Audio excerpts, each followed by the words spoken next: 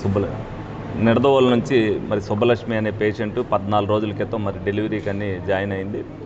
అమ్మాయికి కొద్దిగా fat content ఎక్కువగా ఉండటం వల్ల కుట్లు తీసినప్పటికీ కూడా ఆరటానికి కొద్దిగా టైం పడుతుందని చెప్పి ఏదైతే సజ్జన్ గారు చెప్తున్నారు. కానీ వాళ్ళు ఏంటంటే వాళ్ళ కుటుంబ సభ్యులు కంగారు పడి ఇక్కడ ట్రీట్మెంట్ సరిగ్గా జరగట్లేదు అనేది వాళ్ళు అపోహపడి వేరే హాస్పిటల్కి తీసుకెళ్తామని చెప్పి ఇచ్చేశారు. ఈ లోపుగా మరి వాళ్ళు కూడా డాక్టర్లు కొద్దిగా వచ్చి చూసే లోపుగా కూడా మరి మరి మీ మీడియా సోదరులందరూ కూడా వచ్చారు. వాళ్ళు ఏంటంటే లోపటికి పేషెంట్లు ఏదైతే మెటర్నిటీ వార్డులో ఉంటారో అక్కడికి అందరూ కూడా వస్తే వాళ్ళకి గాలి ఇన్ఫెక్షన్ సోకుతాయనే ఉద్దేశంతో మాట్లాడదామని చెప్పారు. చిన్న మిస్అండర్స్టాండింగ్ వల్లే తప్పితే అంతకుమించి ఏం లేదు. వాళ్ళకి ధైర్యం చెప్పారు. డాక్టర్ గారు కూడా ఏమీ అవ్వదన్నారు. హెవీ యాంటీబయాటిక్ డోస్ ఒకటి ఇవ్వాలి, వాళ్ళు వెళ్తానన్నా కూడా 2 రోజులు ఉండండి అమ్మా అని చెప్పారు. వాళ్ళని కన్విన్స్ చేశారు. వాళ్ళు కన్విన్స్ అయ్యారు. ఈ లోపుగానే మరి కొద్దిగా మీడియా వలన బయటికి రావడం జరిగింది. దానివల్ల నేను కూడా వచ్చి వాళ్ళ పేషెంట్లతో మాట్లాడడం జరిగింది. ఇందులో అసలు ఆ పేషెంట్లని రికమెండ్ చేసి నేను ఇక్కడ హాస్పిటల్లో జాయిన్ చేశాను.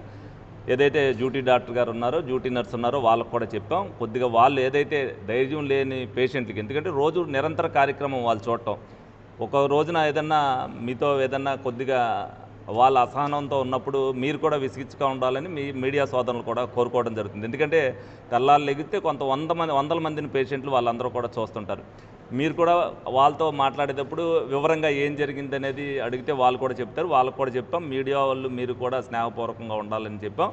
ఇప్పుడు ఎట్టి పరిస్థితుల్లో కూడా వాళ్ళకి ఏం ఇబ్బందికరమైన పరిస్థితి ఏం లేదన్నారు. 2 రోజుల్లో అవన్నీ కూడా ఏదైతే పచ్చి ఉందో ఆ పచ్చి అంతా కూడా ఆరద్దని చెప్పారు. ఆ పేషెంట్ దగ్గర ఎవరైతే కంటిన్యూషన్గా ఉంటున్నారో ఎవరైతే ఆ పేషెంట్ దగ్గర ఉన్న వాళ్ళని తాలూకోవాలని వాళ్ళని ఉండమని చెప్పాం. అలాగే డ్యూటీ నర్సుకి కూడా చెప్పాం.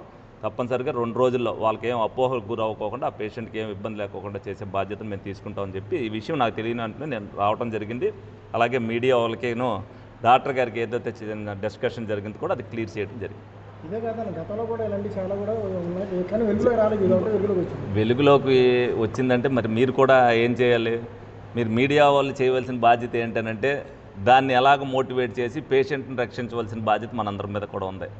మీరు ఎప్పుడైనా సరే మీకు నేను అందుబాటులో ఉంటాను. డెఫినెట్గా సూపరింటెండెంట్ గారు అవ్వచ్చు, డ్యూటీ డాక్టర్లు అవ్వచ్చు, మీరు వాళ్ళని మీరు ఇబ్బంది పడుతున్నారమ్మా మీరు చేయండి అనేది. ఎందుకనంటే వాళ్ళు రెస్పెక్ట్ఫుల్గా మాట్లాడే పరిస్థితిని కల్పించాల్సిన బాధ్యత మీద కూడా ఉంది.